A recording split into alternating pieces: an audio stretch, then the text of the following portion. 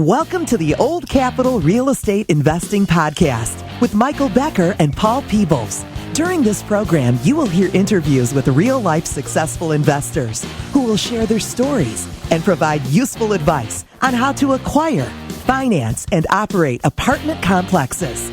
Now, here they are, Michael Becker and Paul Peebles. Welcome to the Old Capital Real Estate Investing Podcast. I'm your host, Paul Peebles, National Underwriter for Old Capital. And of course, joining me today is Dave Walls, also with Old Capital. Hey, Dave. How you doing, Paul? I'm doing great. We're going to jump into the podcast in a second here with Will Crozier, and I think you really will enjoy Will's perspective. If you've been a longtime listener of the podcast, you'll recognize that Will is a partner with Kim Radiker. We had Kim on the podcast back about 6 months ago. Will and Kim are partners in a company called Exponential Real Estate, Exponential Management, Exponential this, Exponential that. And they own lots of multifamily properties in the Dallas-Fort Worth area. They have a little bit of a different perspective. Not only do they buy properties, but they also have a materials company that they import multifamily fixtures from China. And I think that's going to be an interesting perspective from Will. So I think you'll really enjoy his visit. Before we get going, I want to visit with Dave a little bit about third-party reports. Everyone says, what does it cost to get third-party reports, and what are third-party reports? Well, third-party reports are going to be required by the lender. It's kind of the eyes and ears of the lender. One thing that we have is an appraisal. Second thing we typically have is a phase one. Third thing we typically have is a property condition assessment report. So let's kind of break those down. Appraisal, phase one, property condition assessment report. Dave, give me a little bit of perspective on the appraisal. What's that for? The appraisal is to establish the market value of the property. Okay. Tell me a little bit about the phase one. The phase one is kind of an environmental report that looks at the condition of the property through the lens of someone looking at it environmentally. In other words, is there any asbestos? Is there any ground contaminants? Are there any old gas stations nearby that may have leaked into the soil? So it's all to do with the soil and any environmentally sensitive items. Great. And the third one is a property condition assessment report, and that's done by an engineer that's hired by the lender. It's kind of the eyes and ears on behalf of the lender. What we're looking for on that is two things. One is immediate repairs in the property. If you now become the owner of the property, what are things that have to do with health and safety? You know, are there trip hazards on the property? Is the property, when it was built maybe in the 60s or 70s, did it have aluminum wiring on the property? How's the roof? So they're looking for immediate needs assessment on the property. Second thing is replacement reserves. Replacement reserves, and that is kind of money that's going to go into your piggy bank account, but it's going to be held by the lender. And what that really is for that the lender wants you to put money back into the property. They don't just want to have this property as a ATM machine. They want to make sure that you put money back into the property. So when the engineer does a report, he figures out how long the life expectancy is of the roof, how much more expectancy of the HVAC, how much in the parking lot, how up in the windows. And he kind of puts that into an Excel report and brings it down for, say, 12 years. And what are the things that are going to be failing during or need to be replaced during those 12 years or 10 years, on however long the loan term is going to be. And then we kind of figure out what that expense is, divide it out by the number of years, divide it out by the number of units, and then we kind of get an idea of what it's going to cost on a per unit basis, on an annual basis, of what those expenses on the property that we get to put back into the property are going to be. So that's a critical report that has to be done. So typically, that's anywhere from, say, $350 to $425 annually per door. You're going to put back into the property that the lender's going to require you out of your savings account that they're going to control, that if you get a bill that comes up that has to replace the HVAC, lender knows that you have the money to do it. So the property condition assessment report is very critical in lending, just like the appraisal, just like the phase one. Anything more you want to add to that, Dave? No, that sums it up, Paul. Once again, very important, especially with a Fannie Mae loan and also with all banks. At the end of the day, they want you to maintain that property so that at the end of the life of the loan, the property is at least as good as when they lent the money on it originally. Sounds great. Let's visit with Will Crozier on the podcast. Welcome to the Old Capital Real Estate Investing Podcast. I'm Paul Peebles, national underwriter for Old Capital. And joining me today, as always, is Michael Becker. Hey, Paul. Michael, we have Will Crozier in the podcast today, and Will is going to be fascinating. I'm very excited to have Will to kind of talk a little bit about his success and what he's done last couple of years. And it just kind of proves is that if, I hate to say it this way, but if Will can do it, any of us can do it. And so, Will, welcome to the podcast. Thanks, guys.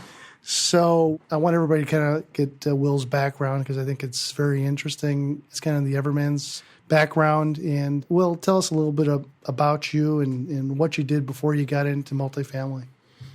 Sure. Kind of kicked things off as a single-family flipper down in Orange County, California. Worked hard down there for a few years while that market was going nuts. Moved through a lot of houses, a lot of inventory.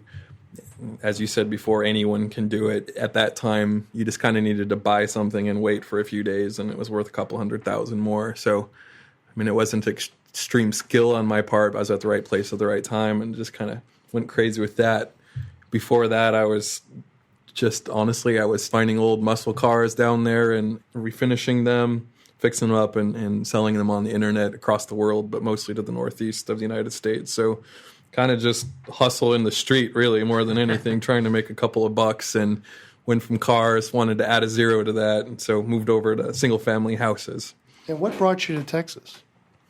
When that market down there dried up, I loved real estate. I was hooked at that point, but there was not much opportunity in California anymore. So I looked around the country. I actually went down to Florida. I went to Vegas. I went to Phoenix, the major hot spots, and most of all those were overheated. I looked at Texas, and all the signs, everything was pointing up for what was going to happen out here. So packed up the car, literally with my stuff, no truck, no nothing, just came out here, paid cash for an apartment lease, and landed and started looking around to figure out what to do.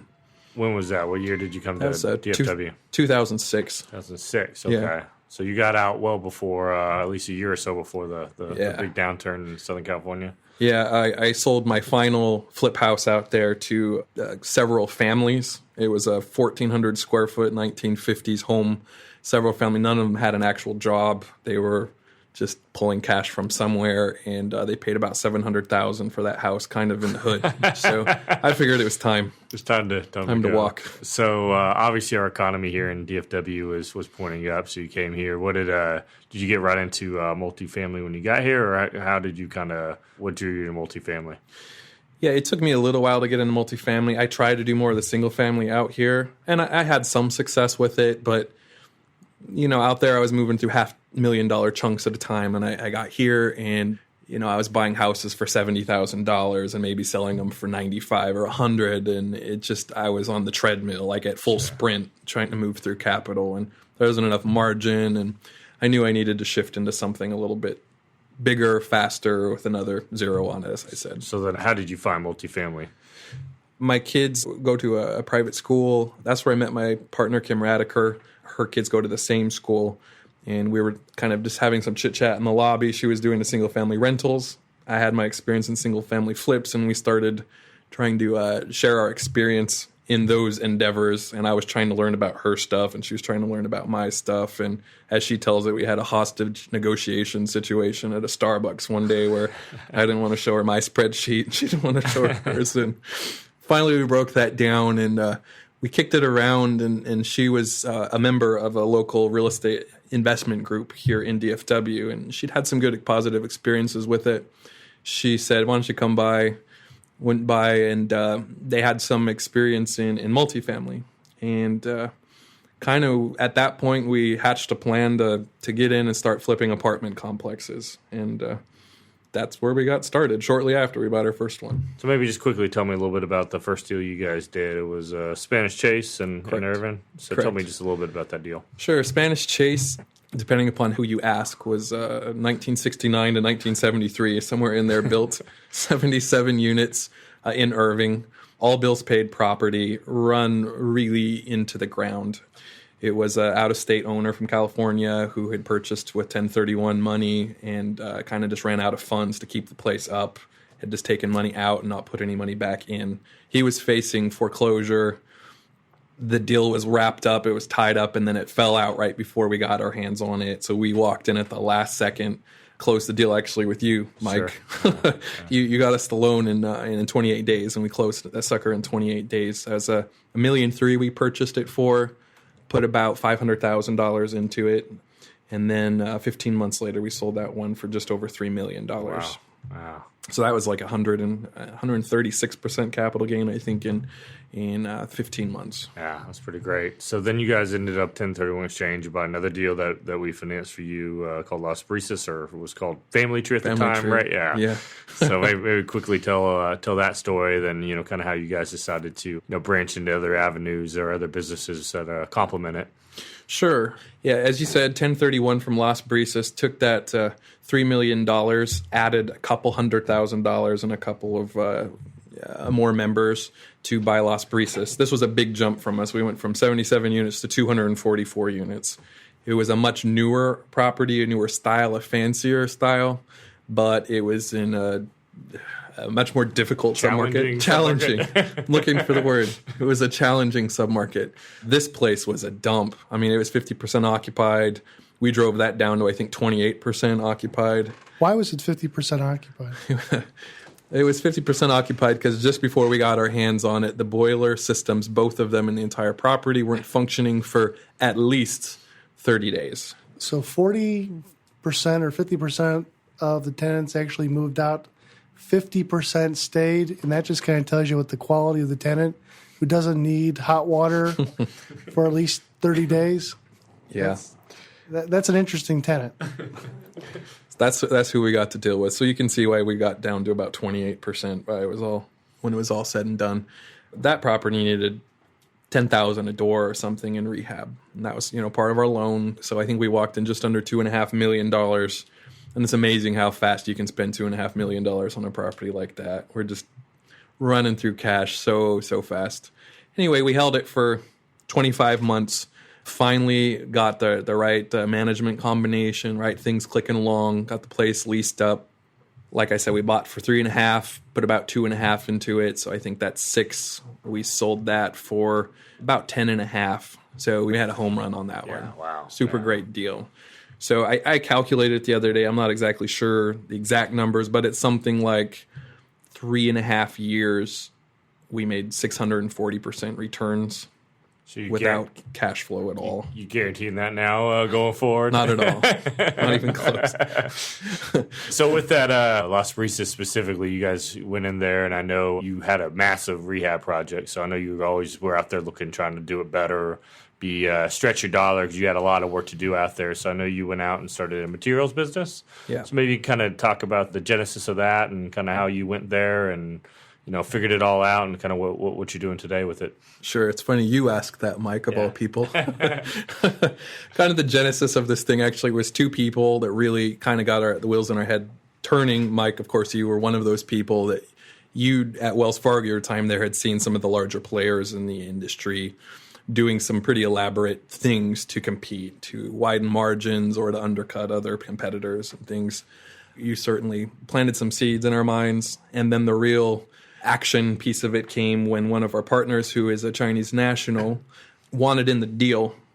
We had no more room for her and her husband to get in the deal until one day we had breakfast with her, and she said, it was just up here at Old West Cafe, and she sat down and she says, so what would it be worth to you if I could perhaps take you over to China and show you the ropes of importing materials directly from the manufacturers over there? Kind of scratched our heads and be like, all right, we'll find some room for you. So we found some room for her. Shortly after that, my partner Kim and I and this investor hopped a plane. It was my first time to leave North America. I'd been to Canada and Mexico before, but first time to leave North America. And we touched down in Shanghai.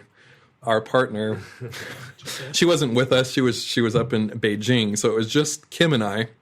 And she'd kind of arranged which hotel we were going to stay in, which was actually nowhere in Shanghai. It was like 2 hours west. So we left the international cosmopolitan city. We went to this small town, which in Chinese standards was, 15 million people or something like that. But there weren't many foreigners out there, we can say. We landed at like 11 p.m., so it's the middle of the night. some guy with the sign that had everything spelled wrong picked us up. We got into this van and just drove and drove and drove. And we're just jet lagged and it's dark out. We can't see where we're going. And everything was as foreign as we could possibly imagine. Finally, we get to our destination, and I couldn't believe what I saw when I stepped out of this big van. It was just a wall of noise and smells and just overpowering senses of every type. Good smells, horrible smells, moped, I guess they call them motorcycles over there, but the tiny little mopeds with the small displacement engines just zooming by, none of them with headlights on. It's the middle of the night, but no one's got headlights on. They're weaving in and out left and right between the trucks and the traffic and the people and the bicycles. It's the middle. I'd never seen anything like that. It's the middle of the night, no one with headlights, no safety concerns whatsoever. I was just like, wow, we go inside, try to get our room. They're not speaking any English at all, so it was, charades and pointing and grunting, and we couldn't plug in our laptops because, we had adapters, but everything still said 220, so we're kind of freaking out about that. And I know I'm going way out there, but it was a shock, and we're hungry, and we're calling to Ching saying, can we go outside? Is it safe in the middle of the night around here? She said, there's probably a McDonald's around here somewhere. It'll be all right. So that was a radical, insane experience for me, my first international. So, long story there. The point of all of this was suddenly with Las Brisas, for example, we're dealing with 244 doors. That was about 250,000 square feet of flooring. We knew we needed to do things to cut down budget. We needed to do things to rehab cheaper, rehab better, have better styles, create a fantastic product at an affordable price for us and for our residents. So the idea on our first trip was to secure good quality, cheap flooring for this project. And so that's what we did. We toured around many, many factories. We went all over central China, meeting people, shaking hands, learning about tea ceremonies and what Chinese white wine was like, and to very much beware of drinking any of that. Met our partner. He's probably our best trading partner over there still, out in Suzhou, Hangzhou, China, and we get containers from him monthly now. We were able to really dial in and do some very big savings with that, estimating at least half price, probably closer to like a 70% discount versus comparable apples to apples product here ordered in bulk discount. So you started with flooring on that trip. Did you guys secure anything else on that trip, or is that pretty much what you did? The other thing we secured on that trip were doorknobs, which was a complete and epic disaster.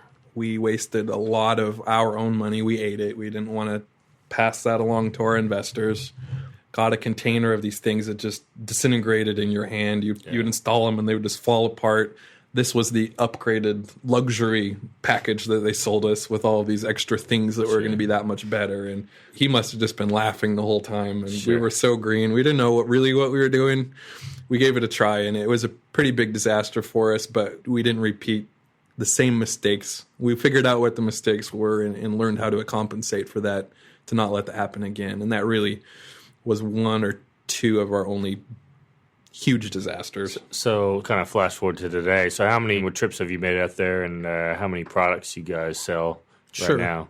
I've been over there 3 times. The first one was a 3-week trip. The second one was a 3-week trip. And then last year I was over there actually for 7 months, finally gearing up to really do it right. I had all the tricks of the trade. Finally, I had the network in place to where I wasn't just driving around aimlessly wasting time. I had direct referrals from factories that knew other factories, and I was able to get in there and really make good use of my time. Spent most of that time in China, but also spent some time down in Singapore, spent some time in Thailand, spent some time in Cambodia, in Vietnam, and the Philippines. And all of those really looking for the best deal possible, the best product possible. All of our product is still coming from China, though. There's some tempting things about some of these other countries, but the infrastructure, especially shipping and receiving and transit, China's still where it's at. Even if I'm paying a slight premium, it's worth it for us just to make sure we're getting product when we want to. Tell us a little bit about the inventory, because you go to Home Depot, you have 15,000 different variations on, let's say, the doorknob or a light fixture, things like that. you want to make these properties as cookie cutter as possible because of the maintenance people that are going to work on your property. They want to know what that 101 is going to be similar to unit 102, 103. You don't have all different floor plans with tile. So how many different, say, final plank flooring do you guys offer? As few as possible, really. We started off with 4, we went down to 3, and now we have 2. I'm hoping to get it to 1, honestly. Right.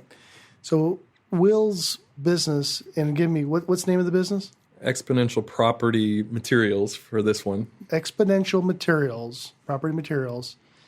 It's almost like the Bluebell ice cream ad is they use as much as they can themselves. They import most of all this stuff for themselves. And anything that they have left over, they will sell it to the public. So most of the stuff that you're going to see out there is going to be higher qualities than, say, the Home Depot or HD Supply or Lowe's. And you're not going to have a lot of different variations of the product, but your price point and the quality, I think, is pretty good. What do you think about that? I think you're right. Kind of the original idea behind what we're carrying is is a company I've often been fascinated with. It's In-N-Out Burgers. I'm from Orange County, so that's homegrown for me. I've always been intrigued that you walk in there and they have like 1 hamburger, double, 1 French fry, and like a couple of milkshakes, and that's it. Their menu's very, very stripped down. They have high quality. It tastes great. Prices are reasonable, and people just flock to that place. That's kind of what we wanted to do really with our inventory and our product, is just have a very simple selection, but a very effective selection. We're purchasing it for B and C properties in the North Texas market because we feel it's the very, very best product possible for our own projects. Yeah. So it's our product for our projects. We believe in it. We think it's the best. So therefore, it almost usually always translates to a very effective product for everyone else that's in the same place that we are. Sure. So how many different product lines do you guys have now? I wish I'd counted that. We're doing vinyl plank. We've got porcelain tiles, real modern looking stuff. We've got ceiling fans. We've got track lights. We've got bathroom hardwares like towel bars, towel rings, tissue holders, rope hooks. We've got all the different doorknobs and locks. We've got vanity lights, sconces, domes, plumbing fittings. 20, 30 products, something like that. Yeah, probably something like that. Basically, anything that's required to refinish the interior portion of a project, we had to get it. Sure. So that's what we're doing. I just found faucets from China that I finally am trusting. So we got a container of that getting worked up now, and that will be added to our product selection. That's great. That's great. So now you've talked about 2 properties you sold, had a big home run. Are you guys done? Are you still out there doing more deals? Or tell me a little bit about what you've done since you bought the first 2 properties. Sure. I think once you get started on this, you never quite finish. You kind of get addicted. Things grow. You get smarter. It gets generally easier. The decisions become simpler. Your team gets better. So, you don't stop. You keep going. Since Las Brisas, we purchased Regal Commons. That's in Arlington. That's a 440-unit complex. So that was, again, a big growth for us. Sure. That was a foreclosure in decent shape, had decent occupancy. We're positioning that to probably sell that this summer. That'll be another home run for us. It'll be a very, very profitable deal for us. After that, we closed Water Ridge just over 2 months ago now. That's 476 units. That was about a $27 million purchase price on that project. Mid-'80s construction, beautiful property. That's a change for us to actually buy something that on day one looks good. Yeah, you drive by and finally you're not hanging your head in shame to show your mom what you're buying. Sure. So talk about that deal. So that obviously Paul helped you with the financing on that deal. So that was a little bit different. Now you had done a regional bank loan. You had done a regular Fannie Mae loan, and then this loan. What did you guys do? How did you guys take it down with financing? Sure. Yeah. Paul, again, obviously Old Capital, found the solution for us on this deal. We really like temporary financing. We'd done that with Wells Fargo before.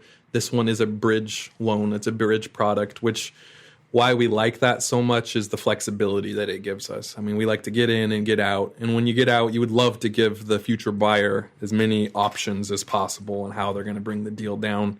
Assumptions are fine. They're done constantly, but by going in there, having this bridge product, this 2-year bridge by Arbor, it gives us flexibility. It's a non-recourse product. It gives our future buyers flexibility.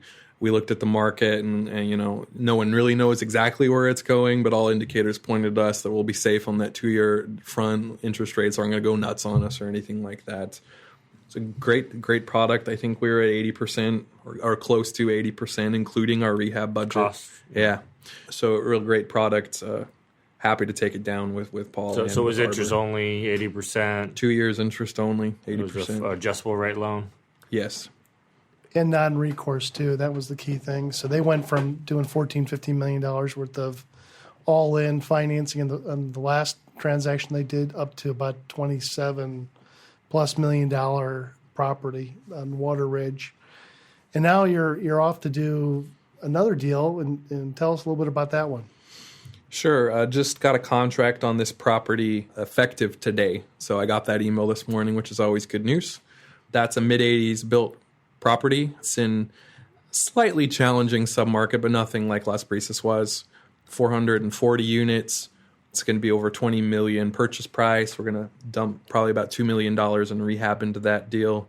These deals are cleaner and cleaner as we go along, but we're finding out how to carefully, strategically place capital where it needs to be to get these big returns that we always try to get, and even have that benefit of some cash flow while we're holding it. So the market certainly evolved. You bought your first property in 2011, and here we are 4 years later. So the market certainly evolved, where you're doing deeply distressed deals, and now we're at the point where those are pretty much flushed out of the market. So everything's a little bit more of a lighter value add. So what are some of the things you're doing today to create value that you didn't necessarily have to do on your first or maybe in the second deal? So kind of what's evolved for you guys? Yeah, the value, the deeply distressed aren't there anymore. We're buying properties that are at 90% occupancy. They're running along pretty well. The one we're picking up right now, there's some obvious holes in what's going on with management. There's a lot of management play here anymore. A lot of easy capital just being left on the table. They're not effectively getting instructions from their ownership group. They're not getting the capital that they need. Probably is the biggest thing I can say. So you're finding that, been my experience being in the market buying a few deals, that it's easier for the new group to come in, put $2 million towards capital because you can just include that in your loan, versus the existing ownership group that's either got to forego distributions or raise money from do a capital call from the group. So you're just targeting longer term ownership, people that kind of just little mom and pop maybe mismanaged and just kind of look for below market rents, and you can go in with an effective below cost upgrade and then raise rents. Essentially the play. That's essentially it. And interesting on this one, it's not like the mom and pop thing. I think these guys were, what was it? They were selling like full malls. It was something huge. They're a huge group, but they have no experience in multifamily, and even worse, it's just out here in Texas. So I think you find this story a lot these days. It's not the deep distress stuff. You'll just find some ownership group that just doesn't have the time or the attention or any kind of economies in a certain market, and they just let them go. Just cut them loose. That's your opportunity to walk in. We're raising rents. Rents are just up here. In DFW, rents are going crazy. So if we can go in and renovate, make the outside look pretty, update amenities on the property, make the place shine a little bit again, rebrand it perhaps, just make the submarket like your property, paint it, make it look beautiful again, and make those interiors really shine, because that's where people will pay. They'll pay a lot of money for a nice looking interior. That's what we do. We do it cheaply. We bump those rents $100 to $200 a piece. People are eager to get their hands on it because a lot of times in these submarkets, that product doesn't exist. There isn't even a single updated unit anywhere in this direct submarket. So we're just creating a new type of product, and people are willing to pay is what we're finding. That's great. So you have this next deal. Maybe talk a little bit about how capital raising's evolved for you guys. I know on that first deal, you guys put a bunch of your own money in the deal, and I know we were kind of talking before we started recording here how you were sweating, how you're going to raise the little bit of capital you had to raise on that first deal. And so, what did 2011 Will Crozier look like from a capital front to today? And, what was the trigger, obviously, to make it, kind of progress and evolve, in your opinion? Yeah, sure. Back in 2011, when you're new at this and you're trying to put together, a whopping, I think it was $725,000 for Spanish Chase, all of that's intimidating. I mean, Kim and I, we pushed almost everything we had in there, but we still needed to raise money. So we had to look at partners, and again, that's intimidating. It was our first deal. We didn't have much credibility to stand on, so had to raise some money. We fortunately got that done within the networking group that we belonged to. But it was very, very challenging. Times have changed in general, but a lot for our own group. This current deal that we're working on, we raised our capital in 4 days and way, way overfunded. So we had to turn down a lot of the people. How much was that? We brought in about $5 million in 4 days. So with that raise, did you have the property identified, or was a blind pool where they were just investing in you guys and an idea? It's a little bit of both, but no one had seen any property-specific information. We told people we had verbals on a property and we liked it, and that's about all it took. But it was honestly a blind raise. That's amazing. And the property that you're buying, it's an assumption with Fannie Mae, but you're not going to do a supplemental, which is a kind of a cash out. So what's the leverage between what the loan amount is and what you're buying the property at? Once we've combined it all and bottom line, or? Well, with the current loan that's outstanding right now versus the sales price. That's, let me see, probably about 67%, something like that. And if you did a supplemental, you could bring that up to 75%, which is kind of a cash out from Fannie Mae to give you the higher leverage. But in this case, you're not going to do that. What you're doing is that you're going to provide the money. You're not going to do a supplemental, because supplementals, there's only so many of them, and you don't want to use that bullet right now. What you want to do is acquire the property, raise all the cash from 35% or 30%, whatever that difference is. You're going to bring that to the table. Then you're going to put the rehab dollars into the property, and then after you do all that, make that property more efficient, get the NOI up higher, and then at that period of time, you'll do a supplemental at that period of time, which may be a year from now or 2 years from now, and get out even more money out of the property than you could do it at this period of time. So, you have a strategic reason why you're doing it this way instead of trying to get the max leverage right now, because you only have so many bites at the apple or so many bullets in the gun to do the supplemental. Looking back, well, I kind of laughed when I said, anybody could do this, but the truth of the matter is not everybody can do it. I mean, it's a challenging business. You've done a great job. You've had some great mentors. You've had some great vendors that kind of supported you. You've had some great partners that put equity in. A lot of people have believed in you, and you just continue. You and your partner, Kim, have just done a great job. Looking back, if this was 2010 or 2009, and were looking to get back or get into the multifamily business, any words of wisdom to any new people that want to get into the multifamily business? What could you tell them of maybe a mistake that you've made, or what they should be doing? Is it a good time to get into this business? Sure. I think it's always the right time in real estate. Real estate changes, the game changes, the plan changes, but real estate's always the vehicle that you want to be in. It's one that I really believe in. It's one that's made me the most money. Any words of advice or mistakes? I would say when I first started looking at multifamily, I was considering, getting 16 units or getting 24 units. I wanted control. I wanted to do it myself. I was very hesitant to look at partners, and I see how narrow-minded that is and how limiting that is. The biggest part is how limiting it is. It really stunts your growth curve.